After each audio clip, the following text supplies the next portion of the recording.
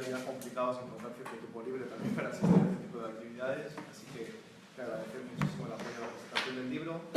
Como siempre, agradecer a la Escuela de Relaciones Laborales de la Universidad Complutense de Madrid. La verdad es que aquí realizamos actividades todas las semanas, pero aquí hay días por la mañana y por la tarde, muchísima gente, y la verdad es que este edificio histórico pues, se está convirtiendo en un pulmón, ¿no?, del debate de la teoría crítica en Madrid. Agradecer a la dirección del centro y a sus trabajadores y trabajadoras también, que muchas veces pues, tienen que, ¿no?, en su compromiso extienden su horario laboral y vamos a intentar evitar que no. Así que vamos a intentar hacer intervenciones adecuadas al tiempo. Fundamentalmente también agradecer a Mundo Obrero, que va a grabar, no solo grabar la presentación y el debate, sino también que se está emitiendo en estos momentos por streaming, bueno, en directo, ¿no?, en ese medio, y lo cual nos va a permitir pues, que gente que no puede estar aquí en Madrid, en sala directamente, pues pueda disponer del debate y disfrutar del mismo. Uno de los elementos más interesantes de ser director de la Fundación de Investigaciones Marxistas es poder conocer a personas como las que tenemos el honor de presentar hoy y profundizar en temas tan importantes, cruciales, centrales, que muchas veces o prácticamente nunca son el eje central del debate académico y ni mucho menos de la docencia de los programas más o menos oficiales, ¿no? Pero tenemos aquí un profesorado de lujo en el sentido contrario. Y en ese sentido, reunir a los tres profesores que tenemos hoy para presentar el libro, pues la verdad que es un lujo. En ese sentido también agradecer adecuar tanta agenda de tantos marcos tan complejos. Sin duda la comunicación se está convirtiendo en un elemento central entre una estrategia de recomposición del occidente capitalista en estos momentos. En los países del centro capitalista claramente tienen una estrategia de comunicación muy clara en estos últimos años de recomponer en cierta forma su hegemonía y que tiene por concretar, digamos, pues, el ejemplo de lo que llamamos los golpes blandos, a colación de un libro que acabas de publicar al respecto de la periferia de América Latina, en el caso de Brasil, menos conocido, pero bueno, de Venezuela, digamos, sería un ejemplo claro de esa práctica, y todos los elementos, digamos, de intervención en torno a los medios de comunicación para justificar elementos de intervención en torno a la doctrina de intervencionismo humanitario, por ejemplo, más extendido en el marco de la periferia árabe, ¿no? Los países de la periferia árabe serían los elementos actuales de este tipo de recomposición de los países del centro capitalista, en donde claramente las estrategias de comunicación con las grandes empresas internacionales de la comunicación y sus controles de los canales de comunicación y de las tecnologías, procedimientos y edición son fundamentales. Eso es un elemento crucial, sin embargo no es algo que esté analizado no solo en el ámbito de la izquierda, sino también en el marco académico, y por tanto yo creo que es uno de los elementos fundamentales de este libro en concreto que vamos a presentar esta tarde. Además, ¿por qué la importancia del libro? Porque claramente esto, que es una práctica muy actual, muy contemporánea, obviamente eran los elementos que en aquel momento, en 1980, el informe McBride intentó plantear una alternativa, ¿no? Analizarlo y plantear una alternativa. El informe McBride puede ser uno de los últimos exponentes de todo lo que fue el impulso progresista en torno a la descolonización y antes a la derrota del fascismo, ¿no? Entonces impulsó una recomposición de un mundo que fue una expresión que tuvo un marco institucional muy claro, que fue la UNESCO, ¿no? Probablemente el informe de McBride fue el último gran exponente de toda esa tendencia de fondo, de carácter progresista, anticolonial, antiimperialista, que se sustentaba en los resultados más progresistas y más avanzados de la Segunda Guerra Mundial.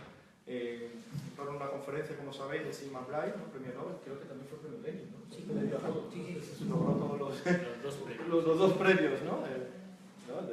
Más, digamos, de una esfera y de la otra, pronunció una conferencia que a raíz de ahí, en esa UNESCO, ¿no?, que en el marco de aquella ONU, donde claramente lo que se reflejaba sobre todo en la UNESCO era una mayoría de países que eran colonias, que compusieron una mayoría, se impulsó todo el debate de la necesidad de construir un nuevo orden internacional. Más conocido sería uno de los elementos de ese nuevo orden internacional, los debates del nuevo orden económico internacional, pero también existió el NOMIC, ¿no?, el debate de impulsar y la necesidad de impulsar un nuevo orden internacional en la comunicación y en la información. Y ese es, digamos, la hipótesis del resultado más claro y más característico del informe McBride, es decir, materializar, definir, componer, trazar las líneas de lo que sería ese NOMI, que es el nuevo orden mundial de la información y la comunicación en torno a los debates y aquel impulso progresista en aquel momento. Claramente, por cierto, que dentro, hablando de CIESPAL, uno de los miembros, ¿no? Fue García Márquez, ¿no? Que uno de los protagonistas de las cátedras de CIESPAL fue Gabriel García Márquez, era uno, ¿no? Si no me equivoco, uno de los miembros, ¿no? de la Comisión Van Braght, ¿no? Una comisión muy plural, donde estaba la vicepresidenta soviética, estaba García Márquez, había países de la periferia, países del centro, bueno, una comisión no muy grande, ¿no? Eran 5, pero que dio como resultado, después de 3 años de trabajo, el informe Van Braght en aquel contexto histórico y en torno a un elemento de una preocupación. Claramente era una crítica clara a todo el planteamiento ideológico liberal de la prensa, ¿no? Y de la comunicación. Claramente que uno de los elementos, un informe que yo he trabajado, aunque fuese en economía, a mí hay 3 elementos que destacaría el mismo. Por ejemplo, vincular la libertad de prensa claramente a contener y controlar y limitar precisamente lo que es la propiedad de los grandes medios de comunicación. Son el enemigo principal de la libertad de prensa, nos vendría a decir el informe Van Braght, son precisamente las grandes transnacionales de la comunicación. El segundo elemento, la tecnología, y el tercer elemento, que en la comunicación existe una asimetría, unas relaciones jerárquicas de poder que claramente se transmiten a través de los medios de comunicación. Entonces, el informe Van Braght, si fue el último exponente de ese mundo, también fue probablemente la primera víctima del mundo que vino después, ¿no? El neoliberalismo. Ronald Reagan gana, Estados Unidos se retira de la UNESCO y uno de los grandes ataques que tuvo Estados Unidos en su proceso de retirada y ruptura con la UNESCO fue precisamente, y no por casualidad, el informe Van Braght. Hasta que en 1989 se puede decir que el informe Van Braght queda pues cerrado, ¿no? Se queda cancelado por la misma UNESCO, pero evidentemente que todos los que planteamos y partimos una idea de la transformación, ¿no? Del cambio social, de una perspectiva de transformación profunda, pues, y en el contexto actual, donde los golpes a través de los medios de comunicación son fundamentales, es crucial volver a leer, retomar y resituar en el marco contemporáneo los elementos del informe Van Braght, y en ese sentido me parece un éxito el planteamiento de la reedición y el debate contemporáneo del mismo, ¿no? Sobre todo las transnacionales y los tecnológicos son elementos muy importantes en el informe, y en ese sentido pues una mesa de grupo. Catedrático Enrique Bustamante, ¿no? Destacaría su intervención, destacar de él que es catedrático de comunicación audiovisual y publicidad. Yo he leído un libro relativamente reciente, hace 3 años probablemente, ¿no? Que precisamente el tratamiento del título va en esta línea, yo creo, ¿no? Hacia un nuevo sistema mundial, ¿no? De la comunicación en la era digital, ¿no? Sería tal vez el elemento que en 1980 si se atisbaba o se empezaba a ver, ahora claramente es la realidad en la que nos manejamos, ¿no? Las nuevas tecnologías de información. En segundo lugar, Fernando Quirós, uno de los editores del libro, también catedrático de la Complutense de Madrid, en este caso el periodismo 2, ¿no? Estructura, de momento, de estructura y tecnología de la comunicación. Sí. En este caso es un artículo que yo recomendaría, que es Capital Financiero y Crisis del Periodismo, más o menos, no sé si es literal el nombre, sí, pero me parece muy interesante en torno al marco de la crisis actual, pues también plantea en torno, digamos, a los elementos que vamos a discutir, pues concreto, en el caso español, cuestiones, hipótesis de trabajo bastante sugestivas, y cerraría otro de los editores del libro que presentamos hoy, nuestro amigo Francisco Sierra, Paco, catedrático de la Universidad de Sevilla, director general de CIESPAL, el Centro de Estudios Superior de la Comunicación para América Latina, que tiene una actividad impresionante, ¿no? Impresionante, CIESPAL. Pueden seguir en las redes sociales, en su página web, a través de seminarios permanentes, cátedras, congresos, presentaciones de libros, y no solo en el marco de la comunicación, sino en toda la rica teoría crítica latinoamericana. Es un centro que tiene su sede en Ecuador y claramente pues, es borrante actividad, y eso tiene que ver mucho con la personalidad como es Paco Sierra, que también, aparte de eso, es académico de la Universidad de Sevilla, y como le sobraba un poco de tiempo, también es el grupo coordinador de los responsables de la sección de la FIM de Comunicación y Cultura, que claramente se han vuelto a recomponer, ¿no? El verano pasado, y tienen una actividad bastante sostenida, y este libro se encuentra dentro de este marco. Por mi parte, muchísimas gracias, y bueno, introducido el debate, que es vuestro el debate, ¿no? Los planteamientos de este tan importante libro, y bueno, que sirva de homenaje, ¿no? A Van Braght, por lo menos mis alumnos no lo conocían, pero algo hacemos para que se vuelva a recuperar. Muchísimas gracias. Bueno, buenas tardes. Por mi parte, pues agradecer la invitación de los editores para estar aquí y ayudar a presentar y a debatir su libro. Ellos son los protagonistas y los que mejor pueden explicarlo, pero por mi parte, pues darles una pequeña cobertura previa, ¿no? Este libro recoge y rescata una historia aparentemente del pasado, ¿no? Unas luchas, unas batallas, a veces feroces, que tuvieron lugar en los años 70, hasta el año 80, hasta el informe Mabray, pero un poquito después, hasta el Congreso de México, el de Montreal, en fin, aguantaron un poquito más, ¿no? Y ahí hubo el canto del cisne y el tema desapareció durante prácticamente 20 años, ¿no? Bueno, rescatar esa memoria ya sería importante, ¿no? No solo porque rescata unas batallas importantes en la época, en movimientos no alineados, lo que entonces llamábamos el tercer mundo, ya es una denominación, se ubicaba en un marco mucho más amplio, de una reclamación de un nuevo orden económico internacional, con autores muy importantes que en muchos casos también están olvidados, sobre la teoría de la dependencia, el desarrollo y el subdesarrollo. Esas batallas tienen una importancia intelectual ya decisiva, aunque solo sea porque ahí muchos empezamos a descubrir un pensamiento, una teoría crítica de la comunicación, en el marco de una teoría crítica de la sociología y de la economía política. Es decir, buena parte de esa memoria es la memoria de algunos que empezamos en los años 70 y que estábamos huérfanos, porque en esa época en las facultades de comunicación, en las escuelas antes del periodismo, lo más que se llegaba era pues, al pensamiento de McLuhan, ¿no? A un tal de Wilfat, que era un teórico de los nazis que había sobrevivido, y un tal Fatorello, que era un autor que luego descubrimos que era un capellán del ejército italiano al que le había encargado un opúsculo de 30 páginas sobre la comunicación. Así que descubrir a esos autores, entre ellos a Armand Matelar o a Herbert Chile, que otros muchos, fue un elemento vital en nuestra formación y en nuestra carrera intelectual, ¿no? Bueno, sabemos que esa historia tuvo problemas también, no es una historia maravillosa y maravillada ni nostálgica, ¿no? Y los autores lo subrayan, ¿no? Fue un movimiento muy fuerte, reivindicando el reequilibrio de los flujos informativos, de los flujos de comunicación, las políticas de comunicación activa de los estados, la cooperación incluso de los estados, en esa época se crean agencias internacionales muy interesantes y experiencias muy interesantes, pero también tuvo sus problemas notables, ¿no?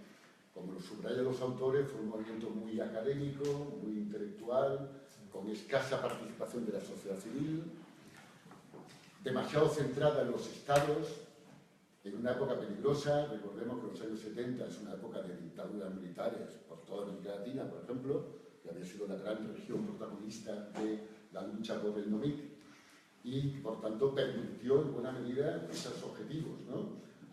Al confundir el Estado y la legitimidad de políticas de comunicación con las dictaduras y sus manipulaciones interesadas de los medios públicos y privados, ¿no?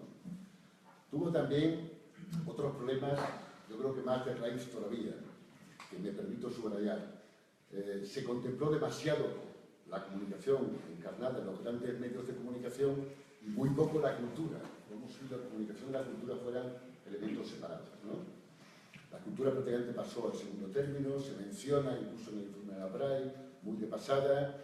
Se habla de las nuevas tecnologías, pero aplicadas más a los medios masivos de comunicación y escasamente a la cultura, aunque las nuevas tecnologías pues, en los años 70 tenían, en fin, algunas limitaciones que hoy podemos contemplar. En definitiva, esas debilidades también colaboraron a la crisis y la travesía del desierto de casi 20 años del informe Mabray y del pensamiento del mundo, ¿no? Elementos más importantes, yo creo que no es solamente una arqueología del pensamiento o una genealogía de la teoría crítica, es algo mucho más, ¿no? 20 años después, casi, 2002, 2003, la UNESCO empieza a recuperar el pensamiento crítico, pero que aboca finalmente a la convención de la promoción de la universidad, en la que ahora estamos, que es nuestro gran faro único a nivel global, mundial, de lucha por la diversidad y el pluralismo en la cultura, pero también con elementos curiosos, ¿no? Además de esos 20 años, que habría que analizar esa laguna tan terrible en la historia, ¿no?, que ha recaído sobre muchos de los pensadores anteriores. Por ejemplo, tú comentabas, pero en economía, ¿no?, en las facultades de comunicación, citas a Malraux, nadie sabe quién es, y a Malraux y a otros muchos autores de los que recoge esta antología. Por tanto, también tenemos algunos fallos que remediar en el pensamiento crítico que transmitimos a nuestros estudiantes e investigadores. Pero más allá de esa arqueología hay un lazo evidente con la situación actual, regida por una convención de la universidad que ha regenerado en buena medida el papel progresista de la UNESCO a nivel mundial, pero curiosamente centrada ahora sobre la cultura y casi nada sobre la comunicación. Diríase, una pequeña, en fin, sospecha lejana, que la UNESCO ha aprendido la lección de los lobbies potentes, de los grandes grupos de comunicación, de la contrarreforma del Congreso de Taluach, que fue el que machacó completamente ya el informe de Malraux, aquí al lado de la frontera, donde participaron los grandes grupos también españoles de la época, donde los gobiernos europeos miraron para otro lado, como si no fuera con ellos, ¿no?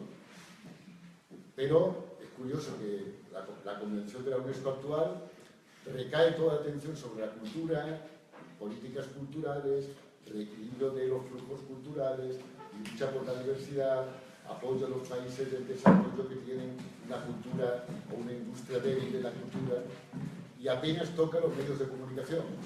Hay algún artículo que dice que los medios de comunicación son necesarios para conseguir la diversidad cultural, y cita de pasada la necesidad de medios públicos de comunicación, porque los medios públicos de comunicación son evidentemente la plataforma fundamental para la lucha de la diversidad cultural. Es curioso ese giro, ¿no? Es curioso ese giro de todo comunicación a todo cultura, del olvido de la cultura inicial al olvido en buena medida de la comunicación, ¿no? Bueno, yo siempre sostengo que la comunicación y la cultura son la misma batalla, que no se pueden separar. Es un matrimonio indisoluble. No hay cultura sin comunicación y no hay diversidad cultural sin medios de comunicación, que no solo son plataformas de promoción, de difusión, sino que son el máximo espacio que nuestras sociedades contemporáneas han creado para generar valores simbólicos y por tanto, promocionar la cultura, pero también crear cultura, producir en todos los campos. De forma que ahí tenemos un problema, ¿no? Tenemos otro problema, la Convención de la Diversidad, que yo creo que es admirable en su faro que ilumina nuestra actividad y nuestras investigaciones. Sin embargo, también está cayendo en buena medida en el error de centrarse en en acciones de los poderes del Estado, de las partes firmantes, y en núcleos de investigación académicos. Incluso una lucha feroz por cuantificar los indicadores de diversidad encargados a la Confícita de Montreal, en algo que es mucho más cualitativo. La diversidad cultural y la calidad de la cultura es difícil de medir en cifras en cada país, ¿no? Y al confiar demasiado en los estados, aunque recalca que la participación de la sociedad civil es fundamental, en buena medida está permitiendo que los estados pues, manejen a su aire también la propia convención, ¿no? Por ejemplo, todos los estados firmantes, que ya son 149 más la Unión Europea, tienen que dar cada 4 años máximo un informe cuatrienal, ¿no? Pero esos informes son confidenciales, están en la página web pero no se analizan, no son comparativos, no hay penalizaciones, no hay ningún tipo de vigilancia, digamos, ni siquiera moral, ética sobre los informes, de forma que, por ejemplo, el informe de España, el único que se ha presentado, es de 2012, del gobierno de Rajoy, pero uno creería estar en el gobierno de Zapatero, porque solo habla de los logros y los presupuestos de Zapatero anteriores al 2010, y no habla nada de los recortes que ya estaban haciendo en España. Nadie ha dicho nada, la UNESCO dijo que ese informe era muy inconcreto, que quién lo había firmado, que qué expertos, que qué sociedades civiles, no hubo respuesta, y hasta ahora España ya no ha vuelto a presentar ningún informe, ¿no? Bueno, ese tipo de controles políticos evidentemente no funcionan, ¿no? Pero hay un problema más grave todavía, que es la ausencia de debate sobre los medios de comunicación. Entonces, esa ausencia se está notando mucho en los debates de la diversidad, porque es un agujero negro que va contra la diversidad cultural, sin duda alguna, a nivel mundial y al interior de cada país, ¿no? A nivel mundial, por ejemplo, con el tema de la Internet y la digitalización de la cultura, sabemos, con datos de la propia UNESCO, que el 95% de la exportación de productos culturales y comunicativos está controlada por Europa y Estados Unidos. 95%. Para el resto del mundo, incluyendo los países emergentes, queda el 5%. Nadie discute sobre eso, porque eso es un tema vital para la diversidad. A nivel nacional nadie discute sobre los monopolios, ¿no? Yo le recordaría que estamos en un país que alcanza una de las culminaciones de concentración monopolista de la comunicación masiva en toda Europa, ¿no? Que tenemos un duopolio de cadenas de televisión privadas, comerciales, con dos grupos solamente que controlan en torno al 90% del mercado publicitario, y fuera de los cuales no hay salvación posible, ¿no? Además de una televisión pública degradada, deteriorada, manipulada, etc., ¿no? Sin esos elementos es imposible pensar en diversidad cultural, ¿no? En este país no ha habido nunca políticas culturales pro diversidad. Nunca ha habido, ni siquiera en la época sellera del 2009-2010 de Zapatero, que hubo un incremento relativo de presupuestos, nunca ha habido una política cultural coherente, ligada a la comunicación, de pluralismo, de diversidad, que apoyara, por ejemplo, la diversidad, las discriminaciones contra el género, contra los inmigrantes, contra los parados, contra algunas regiones, ¿no? Regiones que, como Canarias o Aragón, que gastan ahora 7 euros por habitante y año en cultura, ¿no? Del Estado. Nunca ha habido una política coherente mínima de la diversidad. Pero la raíz vital está también en la estructura anómala y aberrante de la comunicación masiva, sobre todo de la radio y la televisión, ¿no? Así que, en ausencia de ese debate, la lucha por la diversidad es bonita, es poética, es maravillosa, pero sigue teniendo elementos vitales de fallo, ¿no? Que enlazan con los problemas que tuvo el informe de Albright y el Nobel, ¿no? ¿Qué nos falta? Yo creo que nos falta una cosa fundamental: la participación intensiva de la sociedad civil en el debate del pluralismo comunicativo y de la diversidad cultural, ¿no? Y eso se nota, esa ausencia se nota por muchos campos. Se nota también en el debate y los programas electorales de los partidos políticos, ¿no? Yo soy políticamente incorrecto, así que por sistema, así que en las últimas elecciones y las anteriores, ni Podemos siquiera habló del monopolio de los medios, ¿eh? Hubo una proposición no de ley que dijo que para el futuro había que tener en cuenta medidas anticoncentración. No hace falta ya, porque ya está todo concentrado, ya no hay nada que repartir, ¿no? Creo que fue Unidad Popular, la única Izquierda Unida, la única que planteó un punto sobre la concentración mediática y la lucha inmediata, ¿no? El PSOE, por supuesto, miró para otro lado, con Ciudadanos se le ocurrió, ¿no? Porque todos estaban muy contentos con las tertulias y los programas de la cadena de televisión y radio, no nos engañemos, ¿no? Intercambiaron el poder de los medios por posiciones electorales y decidieron silenciarlo. Pero ese silenciamiento es enormemente grave sobre la cultura de la comunicación y sobre la democracia del futuro, ¿no? Estamos hablando de temas muy serios, muy graves, muy importantes, que tienen consecuencias a nivel democrático, a nivel de cohesión social, de redistribución, de desarrollo económico, ¿no? Así que, para terminar, creo que el libro es enormemente importante, enormemente oportuno. La antología es magnífica porque rescata autores que están en muchos casos olvidados, textos que no se encontraban ya fácilmente, que componen la genealogía de nuestro campo, ¿eh? Y de la lucha por una nueva, una diferente comunicación social, ¿no? Autores pues, tan importantes como Hanso María, que cumple un papel fundamental en la enfermedad de Albright, ¿no? O el caso de Márquez de Velo, el caso de Rafael Roncagliolo, autores que algunas veces ya pues, han fallecido, o están retirados, o se dedican a otra cosa, ¿no? Como el caso de nuestro amigo Roncagliolo, pero que tuvieron una importancia decisiva en el pensamiento comunicacional, ¿no? En la herencia que hoy tenemos como elemento vital para luchar por el futuro, por un futuro un poco mejor y un poco más democrático. Muchas gracias.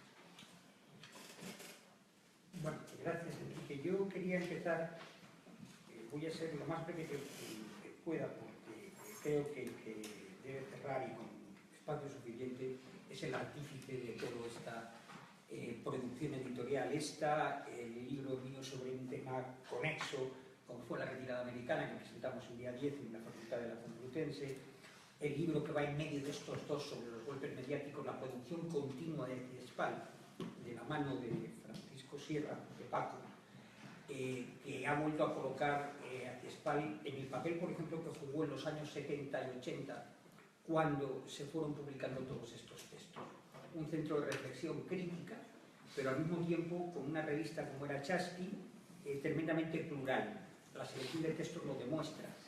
Aquí hay textos que incluso no figuran, por ejemplo, por necesidades de espacio y de maqueta, algunas anotaciones al margen que figuran en la revista, que para quien quiera puede consultarla, porque está toda la colección en una magnífica web que tiene Chasqui dentro de CIESPAL. Estos textos muchas veces recogen posturas contrarias. Por ejemplo, alguien tan violentamente anti-UNESCO y antidebate sobre NOMI y políticas de comunicación como fue la Sociedad Interamericana de Prensa o la Asociación Interamericana de Radiodifusión o el IPI o gente del Departamento de Estado o gente honesta como fue el caso de Leonard Sussman, por ejemplo, el presidente de una fundación, la Freedom, la Fundación de la Libertad, que fue muy duro contra el NOMI, pero que sin embargo combatió la postura contra la UNESCO de la administración Reagan, al que también se recogen. Entonces, el equilibrio de textos también es el equilibrio de CIESPAL y el equilibrio de Chasqui, que fue siempre una plataforma abierta. La otra gran revista fue Comunicación y Cultura, ya sabéis, los que conocéis el tema, de la mano de Héctor Smuckler y Matelar, pero desde luego Chasqui jugó un papel fundamental. Cuando Paco me propuso hacer la edición anotada, debo decir en primer lugar que la selección de textos se hizo en CIESPAL. Yo he anotado algunos de ellos y para mí me pasó algo por el estilo a lo que me ocurre en esta mesa, ¿no? Es bastante emotivo, porque como ha dicho Enrique, cuando ella era profesor de la facultad, cuando yo era alumno en la facultad, entonces efectivamente estaba de moda McLuhan, el deslumbramiento por semejante cantamañanas. Y efectivamente la teoría general de la información, en aquellos tiempos de cierto decano, con el que compartí departamento, y que pretendía formular a partir de ahí toda la cientificidad de la teoría general de la información en la Complutense, efectivamente era la periodística alemana o este elemento que era un capellán de Mussolini. No era el caso de Bustamante en Madrid, de Ramón Zallo en el País Vasco y de otros profesores de Barcelona, como el profesor Moragas, a quien quiero mencionar aquí porque con Moragas tenemos una deuda inmensa, todos los que somos profesores de ciencias de la información, entre otras cosas por su tremenda labor divulgativa en libros de este estilo. Algunos criticaban a Moragas y decían, claro, es que se dedica a publicar, fue el único que se puso a hacer readers, que era un clásico, una tradición anglosajona en el que pudimos disponer de muchos textos, como ocurre ahora con este libro, que ya nos encontraban o que era muy difícil encontrarlos juntos. Gracias a Moragas pudimos leer, y entonces no había internet, los textos clásicos de los funcionalistas duros, como fueron Laswell, Lazarsfeld y compañía, pero pudimos leer también los primeros trabajos de Herbert Stiller y de los críticos, o de Dallas Smythe y demás. Entonces, en esta mesa está el primer profesor crítico con el que yo me encontré, con aquel libro editado en ACAL de las industrias culturales en España, y con el que luego he tenido ocasión de compartir experiencias, y con Ramón Zallo exactamente igual.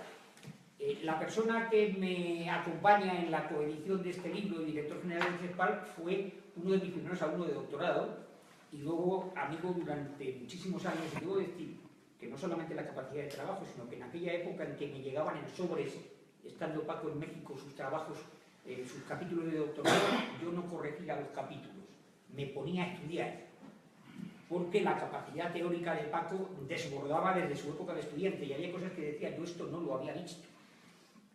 Paco se transformó en primer lugar en un gran teórico de la educomunicación.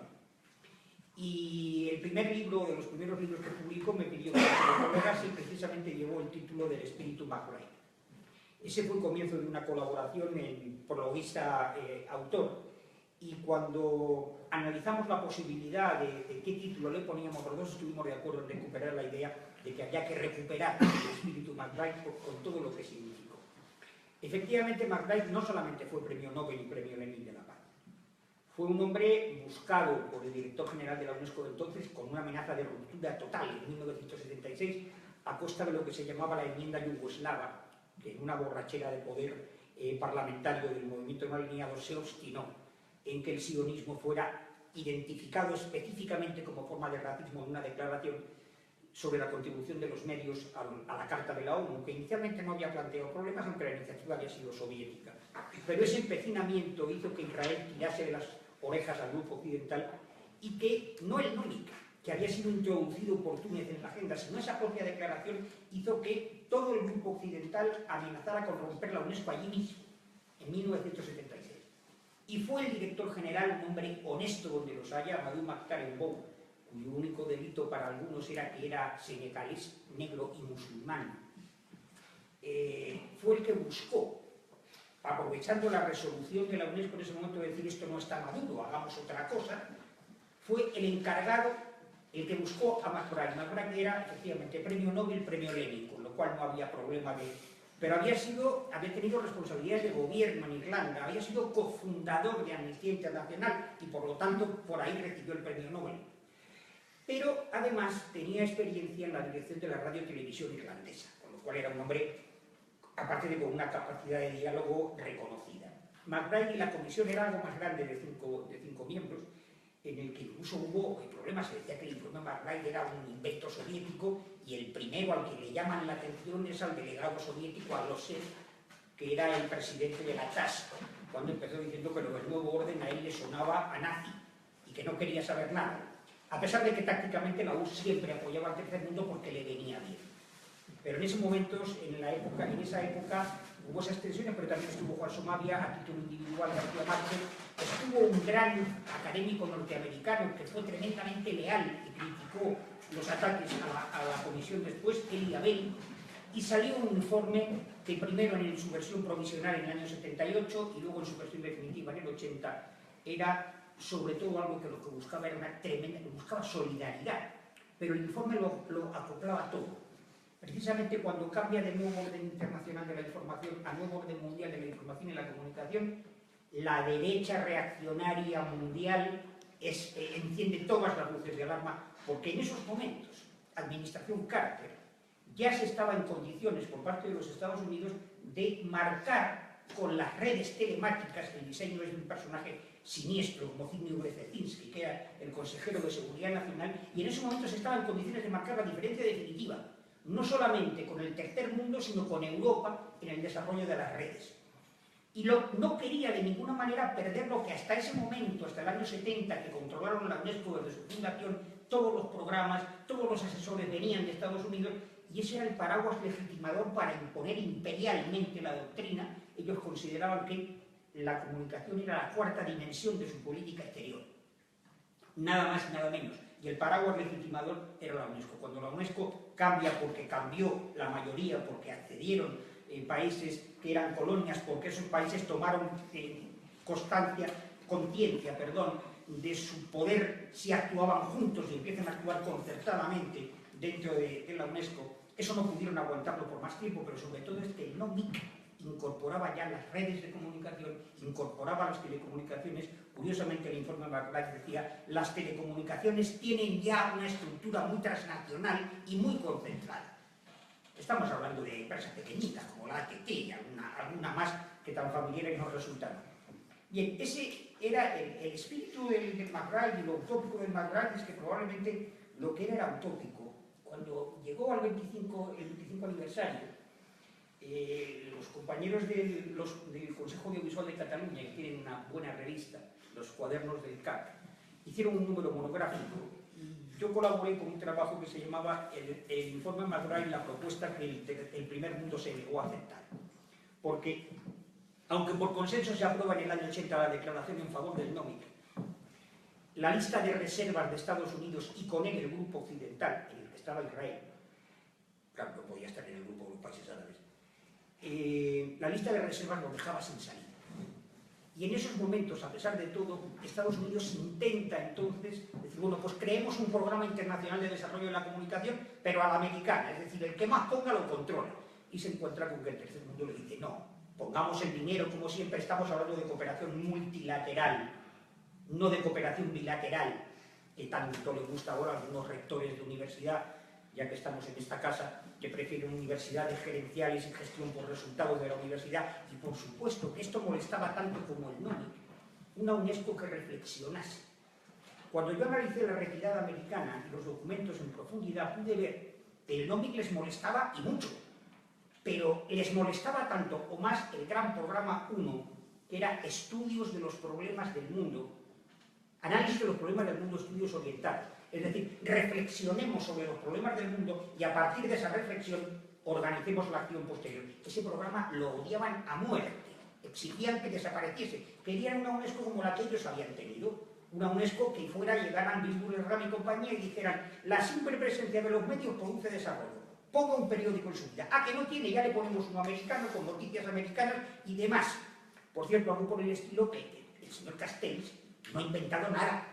Se ha limitado a reeditar, ahora que hablamos de plagios y demás, corta y pega de todos los modernizadores y todo, los medios no tienen más dimensión que su simple presencia. Dice Negroponte, otro ilustre cantamañanas, pero muy malintencionado, que si llevamos internet a la última aldea de África, África se desarrolla. Oye, hay los problemas estructurales, y ahí venía el NOMIC. Porque el NOMIC decía que no había NOMIC si no había nuevo orden económico internacional. Y la UNESCO aprobó a instancias del movimiento mundial en el año 74 la declaración en favor del nuevo orden mundial de la información y la comunicación. La confluencia con la cultura, creo que tiene razón Enrique, no se produce hasta el año 82, con el NOMIC prácticamente paralizado, cuando en la Conferencia Mundial sobre Políticas Culturales, en Mondiacult, en México, sí entra esa conexión, pero ya con el NOMIC prácticamente muerto. Es cierto además que los países que habían sido bandera, empezando por la escuela crítica americana que sale de la teoría de la dependencia, con Cardoso, Faleto, Marini, Cardoso el de entonces, no el que fue luego presidente de Brasil convertido en neoliberal y el que a tanto le gusta el golpe mediático contra Lula y Dilma Rousseff. Pero de ahí salieron también eso que a Martín Barrero le molesta cuando dice que había ideologismo y aristocratismo frankfurtiano, para referirse a Pascual y a Somavia, a Luis Ramiro Beltrán, e ignorar a Matelar, que en este sentido era un latinoamericano más. Es cierto, Matelar lo ha dicho en uno de sus libros, que sin embargo Matelar no fue nunca llamado por la UNESCO en estos debates, en los que sí participaron los demás, y Matelar en su libro autobiográfico, en esta entrevista magistral que se publicó hace un año y medio, me parece que fue, lo dice. Yo no tuve, y lo dice con resentimiento además. Y Matelar además también, ya que lo digo, es un faro para todos nosotros, porque es un hombre que se morirá trabajando por la comunicación democrática. Ahí está, no para. Y Paco Sierra lleva la misma dirección. Lleva la misma dirección además en lo bueno, no la de morirse, no la de morirse. Gracias por la puntualización, porque lleva la misma dirección, porque Paco también es un autor europeo que lleva América Latina en las tripas. Y aun no siendo europeo, acabará siendo reconocido como un académico latinoamericano más, por ese trabajo y por una vocación desde hace mucho tiempo de trabajo latinoamericano. El texto entonces fue un trabajo con el que yo disfruté, porque aunque me sentía, a veces me daba miedo. Yo aprendí el concepto de políticas de comunicación leyendo a Luis Ramiro Beltrán, y leyendo Chasky, y leyendo las recopilaciones que hacía Peter Senker en aquella época, los libros de Bordenave, y me encuentro con que tengo que anotar esos textos. Claro, uno dice también, joder, qué tiempo ha pasado. Yo entonces tenía 20 y pocos y ahora voy camino de los 60. Ay Dios, que me duelen los riñones y esta cosa, uno se pone chacoso. Pero qué va, que rejuvenece, pero al mismo tiempo asusta. Anotar textos de grandes autores que además están vivos, que te pueden llamar, te pueden escribir diciendo, te agradezco mucho el comentario, pero yo no quería decir eso. Hemos procurado que los textos, la anotación de los textos sea además conectada unos con otros, es decir, lo hicimos de forma cronológica, pero hay una serie de ejes temáticos, políticas de comunicación, desarrollo profesional, recoge críticas desde la derecha y desde la izquierda, porque hubo críticas desde la izquierda también al NOMIC por la falta de realización de cosas concretas, particularmente la delegación cubana fue muy activa en ese tipo de denuncias. El NOMIC efectivamente se acaba, y se acaba cuando Reagan llega, pega el puñetazo encima de la mesa. Reagan es una caída de máscaras, pero como Paco dice, también es cierto que ahí aparece un pensamiento de ultraderecha de la mano de una fundación siniestra, como la Heritage Foundation, un think tank, que elabora los programas de las dos administraciones, que coloca los peones, marca los tiempos, pero eso que entonces para todos, incluso para el Partido Republicano, era ultraderecha, hoy resulta que es la mainstream. Es el neoliberalismo tan bueno que tenemos. Y sigue siendo un pensamiento de extrema derecha. Ya veremos dónde llega Trump.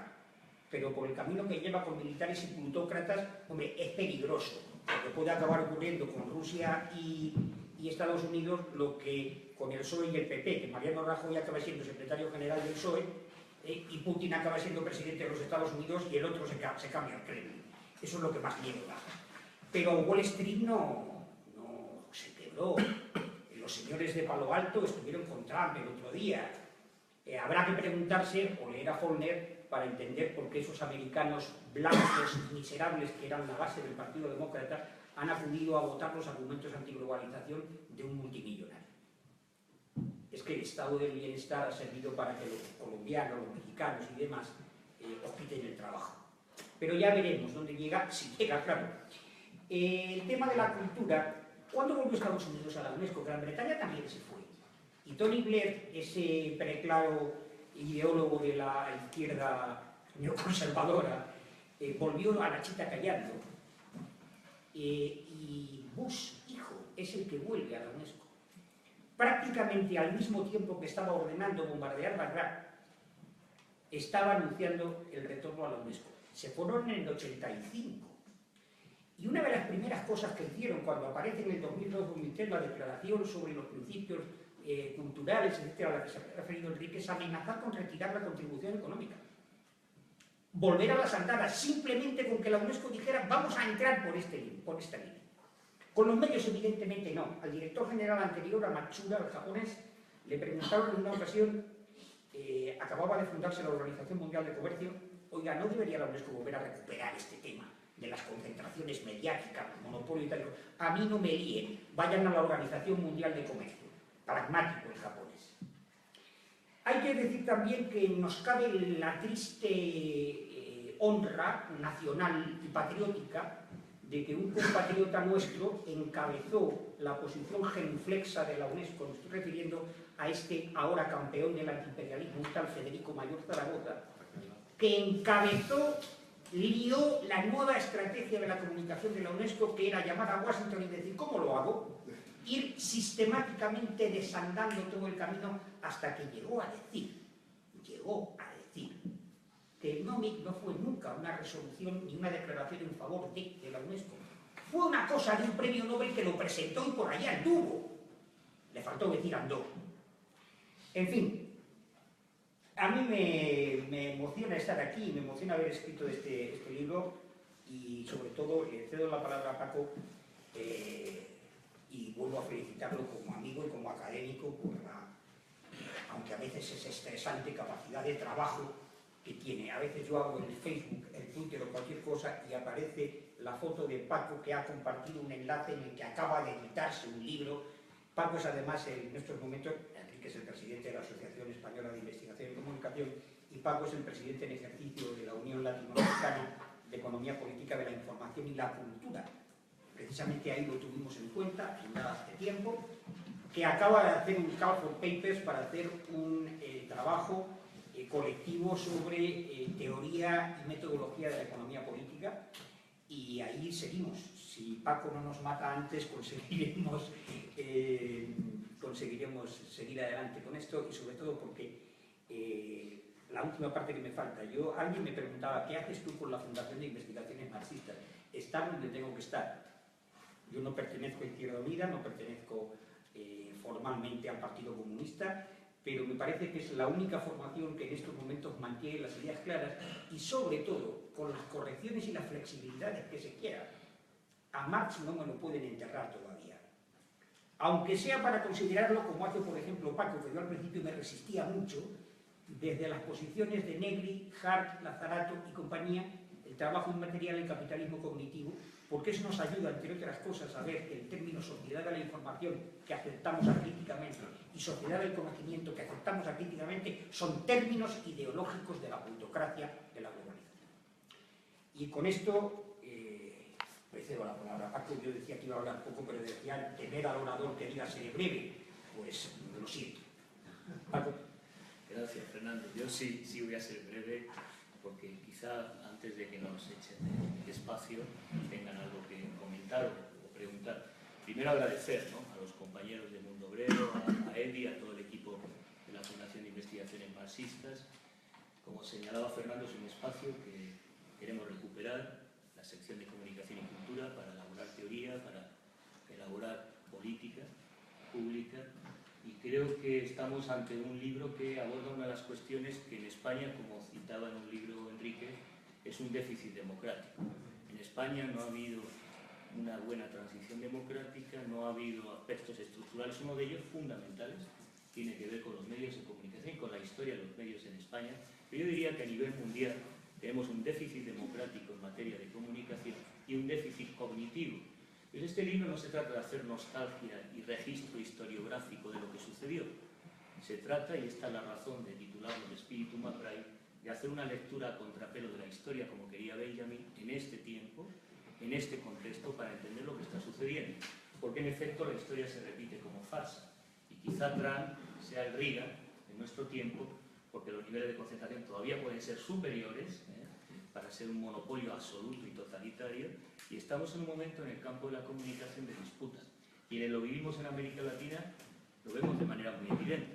Cuando hay procesos como el argentino, como el venezolano, como el ecuatoriano, con leyes que regulan, que no son leyes precisamente de estatalización de los medios de comunicación, sino de regular y reformar de manera equilibrada los medios, tenemos, como se relata en el libro, el ataque de la Sociedad Interamericana de Prensa, la articulación con el Grupo de Diarios de América, la colaboración de Reporteros Sin Fronteras y otra serie de organizaciones acusando de déficit, de problemas de libertad de expresión en aquellos países que han tenido una política nacional de comunicación, mientras los índices de asesinatos en México o en Colombia se disparan en los últimos años.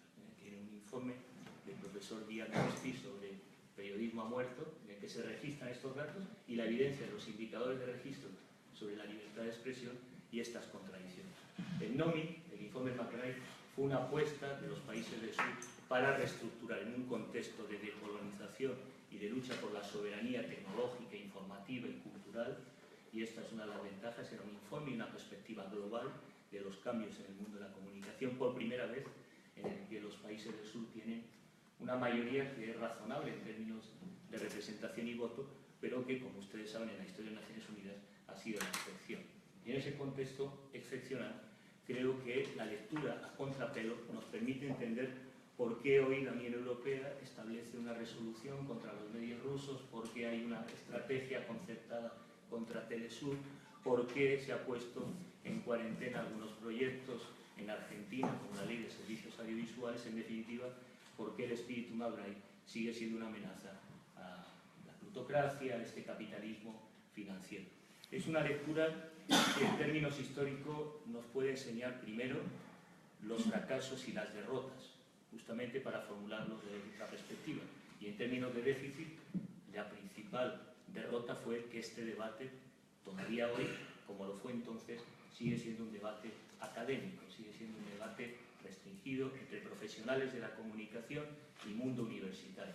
Y necesitamos dar el salto para plantear ese debate políticamente con la ciudadanía, porque ahí nos estamos jugando el Estado de Derecho, ahí nos estamos jugando el austericidio, las reformas o contrarreformas neoliberales, los procesos de involución democrática que algunos teóricos de la ciencia política consideran que es una vuelta al medievo. Pues en cierto sentido, si no disfrutamos el sentido de los medios de comunicación y no politizamos este espacio, difícilmente podemos avanzar. Y ahí hubo un fracaso, que fue un proceso confiando en la democracia de un sistema como UNESCO y Naciones Unidas, que pudiera llevar a cabo una reforma no radical, yo calificaría parcial de lo que era la estructura mundial de la comunicación, pero que tenía alcances impensables en un mundo de la comunicación dominado por Estados Unidos fundamentalmente, Y en segundo lugar, no hemos logrado, como entonces, plantear con los actores sociales, con las organizaciones de profesionales, los objetivos o el programa mínimo para poder cambiar en España y en el mundo esta situación. Bueno, yo creo que ahí es sabio recuperar algunos de los artículos y de las palabras, por ejemplo, Luis Ramiro Beltrán, sobre la necesidad de cooperación y de articulación internacional. En este momento, lamentablemente, y lo digo como director de CIESPAL, la articulación en los países progresistas de América Latina en el ámbito de la disputa internacional de la comunicación es nula. Es nula, es decir, se está jugando en el plano nacional cuando la articulación de las estrategias, como publicamos en el libro Golpes Mediáticos, es regional y es global. Y cuando el nivel de concentración, y por eso sigue siendo válido el espíritu McBride, muchos de los preceptos y propuestas y principios, como el de la comunicación horizontal, de las políticas de comunicación, sigue siendo válido. Lo que ha cambiado es que la situación de diagnóstico de partida que tiene hoy el sistema internacional de comunicación es mucho peor que el que, de manera alarmante, denunciaba y describía la Comisión McBride, la propia UNESCO.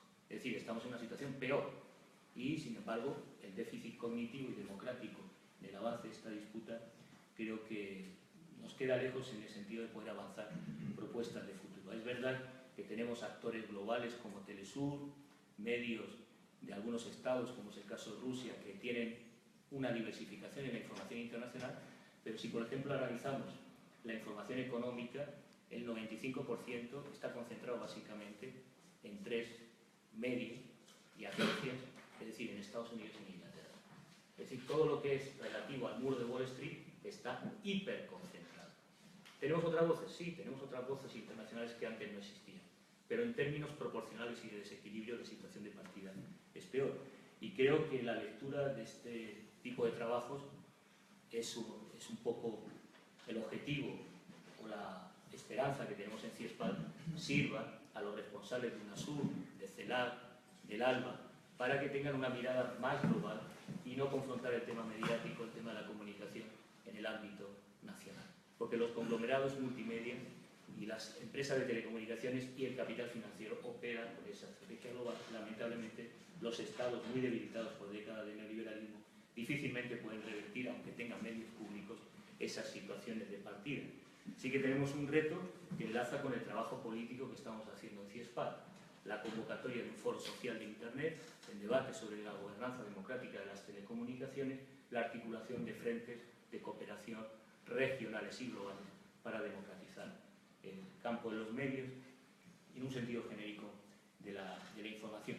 Y yo terminaría señalando 3 ideas que me parecen importantes del tema del libro, ¿no? Una, y fundamental, es ver cómo han evolucionado los actores, incluida la UNESCO y el Sistema de Naciones Unidas, ahora en un proceso de creciente mercantilización y privatización, con lo cual probablemente Estados Unidos tenga muchas dificultades en hablar de diversidad cultural, de diversidad audiovisual y de lo que queramos en un escenario en el que los expertos no son ya de la universidad, son de las propias corporaciones financieras, como proponía en su momento Heritage Foundation, creando este pool de expertos vinculado al propio capital industrial, al propio medios de comunicación. ¿Cómo evolucionan los actores? Es interesante para ver dónde están hoy y qué ha sucedido en este trayecto histórico, como se llama Enrique, en ese periodo largo, histórico, en el que casi se proscribió la referencia al informe McBride, a un nuevo orden mundial de la comunicación, y lógicamente las décadas perdidas para América Latina y en general para el mundo del neoliberalismo se traduce en lo que hoy tenemos en Europa, ¿no? Cayó el muro de Berlín, no ha caído el muro de Wall Street, y el muro de Wall Street sigue construyendo este nuevo orden mundial, independientemente de los que los medios consideran un outsider como Trump, que se tendría que calificar en otros términos. La segunda lección importante es el papel del Estado, ¿no? El papel del Estado desde la perspectiva crítica de que podía democratizar. En estos momentos, si hablamos de comunicación, de Internet, de telecomunicaciones, el Estado difícilmente puede garantizar, tiene márgenes de maniobra, pero no ocupa el papel central para lograr esos procesos de redemocratización o de democratización en el campo de la comunicación y la cultura. Se puede hacer en instancias supranacionales, como debiera ser la Unión Europea, si habla de sociedad de la información para todos, con otra política de intervención del sector público, pero no a nivel del Estado-nación. Y esto lo vemos de manera muy clara en los países que han avanzado políticas alternativas y que se ven cercadas por el capital internacional, caso de Venezuela, que analizamos en golpes mediáticos y que de algún modo ha sufrido una guerra psicológica similar a la que vivió Nicaragua en los 80 con la guerra sucia, en la que por primera vez un Estado, Estados Unidos, fue condenado por el intervencionismo y la guerra irregular, la guerra de baja intensidad desplegada en Centroamérica. Por tanto, el Estado sí, pero reformulando estas visiones y estrategias que se hizo en la UNESCO, como hoy planteamos en los foros la gobernanza democrática de Internet a través de espacios supranacionales que puedan avanzar en el derecho de acceso y, por supuesto, la democratización de la cultura. Y el tercer elemento importante tiene que ver con lo que señalaba Fernando de la academia. Este libro es excepcional porque lamentablemente en la universidad no se está haciendo pensamiento crítico. Yo cuando era alumno recordaba que estaban solo casos como Fernando o como Enrique, ustedes conocen la historia de la Universidad Complutense, es decir, la escuela de debate del periodismo, tiene ya una historia como la transición democrática en España ya lastrada o determinada a priori, pero realmente el campo académico con nueva generación de investigadores no son los que no se ocupen de los golpes mediáticos, del capitalismo financiero, de la falta de regulación, de los procesos de concentración y monopolio, es que están en una creciente funcionalización de lo que podríamos denominar investigación administrativa, es decir, lo que pida la ANECA, lo que dé puntos, pero yo, ¿por qué voy a hacer un estudio sobre concentración de propiedad o sobre explotación de la fuerza de trabajo en las industrias culturales? ¿Para qué? Si eso no lo financia el sistema del Ministerio de Economía y Competitividad, eso no lo va a financiar. Bueno, en este país se ha hecho investigación sin financiación toda la vida. Es una cuestión de opción política y de perspectiva de compromiso crítico que lamentablemente había que plantear. En este libro están recogidos algunos de esos autores que se llama Enrique, algunos ya jubilados, otros activos, pero que apostaron por un enfoque crítico, incluso dentro de Naciones Unidas y UNESCO, para lograr un cambio, un giro en el sistema internacional de comunicación. Yo creo que el mejor ejemplo, en contextos como la Fundación de Investigaciones Marxistas en la sociedad española, es retomar algunos de esos legados, especialmente de América Latina, para una perspectiva crítica y emancipadora en un nuevo tiempo, pero con el deber de construir pensamiento, investigación desde la praxis y vinculado, lógicamente, a un proceso de emancipación en la línea del pensamiento de la liberación. Creo que eso es irrenunciable. La academia no tiene a Luis Ramiro Beltrán, no tiene, hay excelentes ejemplos que señalaba Fernando, pero son excepción. Siguen siendo minoría en la universidad, pese a que el contexto de la investigación obligaría a hacer un enfoque crítico de la labor del conocimiento en la universidad, de la comunicología, de la investigación y comunicación, en un escenario ultraconservador y de restauración o recorte de libertades fundamentales, entre ellas, en países como España, de la libertad de expresión. No lo veo en el campo académico, en el campo de los investigadores, en ese debate, y creo que una de las lecciones es, en un contexto mucho más duro, con dictaduras, con planes Cóndor y semejantes situaciones, cómo la investigación crítica latinoamericana estuvo luchando y disputando el sentido de la comunicación desde otra mirada. Creo que el libro, si se lee a contrapelo, nos debe servir para marcar una agenda y horizonte de ruta para estos años, para este tiempo y para las futuras décadas, sin duda, en el que las libertades públicas, y entre ellas la información y la comunicación, también la cultura y la educación, viendo los fenómenos que vimos en países como España, están francamente amenazadas. Así que espero que la lectura sirva para eso. Con esa fe y esa voluntad lo hicimos. Comprometimos a Fernando, que en algún momento pensaba que iba a rechazar la propuesta, pero creo que fue muy gentil en comprometerse, en revisar los textos que preparamos en CIESPAL, en ver las anotaciones, en discutir cada hito histórico, y tiene, aparte de ese recorrido histórico, el entendimiento del contexto más amplio de lo que hoy podemos hacer como lectura para el contexto como el español o en América Latina, que francamente pues está viviendo cercos importantes, ¿no? Entonces, yo lo dejaría ahí, agradecerle su presencia por estas fechas y reiterar mi agradecimiento a los compañeros del Mundo Obrero y de la FIN, siempre dispuestos en colaboración, en este caso con CIESPAL, para presentar un texto que, insisto, espero que no haga una lectura histórica, sino política, a contrapelo de la historia, de lo que estamos viviendo hoy día, para entender esos actores que han evolucionado, pero están presentes en muchos de los capítulos que ha vivido, que vive hoy día Europa, América Latina